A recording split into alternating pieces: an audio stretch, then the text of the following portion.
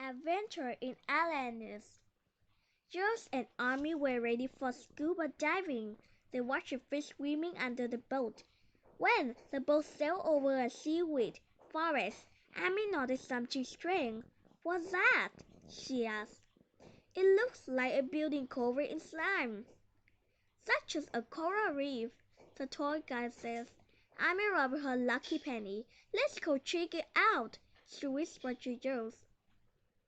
They put on their scuba gears. Then they dove into the water. Amy and Jules swam towards the seaweed. Under it, they found huge bubbles. Jules reached for the bubbles. His hand went right through it, but the bubble didn't pop. Jules and Amy looked at each other. Then they swam into the swimming bubbles. Jules and Amy couldn't believe their eyes. They were sitting inside the bubbles. Amy took off her scuba mask. Where are we? She asked. Jules pointed at the largest sign above an arched gate. It said Atlantis. It's old-fashioned wording, but Atlantis sank thousands of years ago. Amy says, people look and look for it. No one ever found it. Jules grinned. Maybe we just did. Let's explore, he said. They both breathed in the cold but fresh air. Jules went down the street of the house. Armor hung in the entryway house. Let's try it on, he said. Amy looked worried. Is this okay? She asked. I don't think anyone lives here anymore. Jules says. They put on vests and helmet and each grabbed a piece. Amy and Jules wear the armor as they walk through the city square. Look, Amy says. Footprints, but we didn't make them. They must be really old then, Jules said.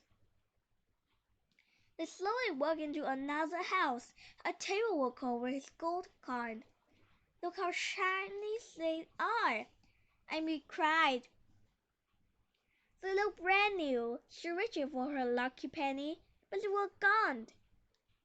Amy was upset about losing her penny. Jules wanted to make her feel better. He picked up ounce of gold coins. Here, Jules said.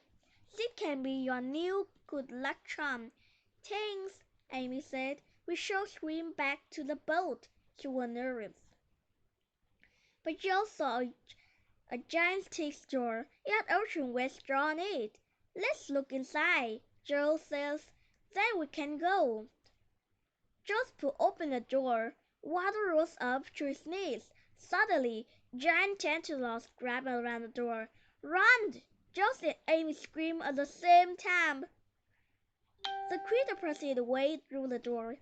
The door slammed to the ground. Monstrous octopus arm reached out of the doorway and tried to grab Jules and Amy. Spear in hand, they watched a gigantic octopus coming towards them. They froze in fear. The rows of camels make them both jump. Large metal nets came flying out of the canals. The nets wrapped around the octopus and held it tight. Amy looked around. They didn't see the people who fired the canals. They ran as fast as they could, past the houses, past the town square and back to the bubbles. They took off the armor and drilled down the spear. Their scuba masks were on in a second. Jules and Amy swam out of the bubbles. They reached the boat and climbed aboard. What shall we do? Amy whispered to Joyce. Should we tell the captain of the boat? No, said Jules. Said I think we're crazy. Amy opened her hand. The gold coins she had taken from Atlantis were in her palms. I can't believe I didn't drop my new lucky coin, she said. The boat sails over the seaweed forest. Jules and Amy stared at the hidden building again. But this time, something was different. Someone was looking back at them.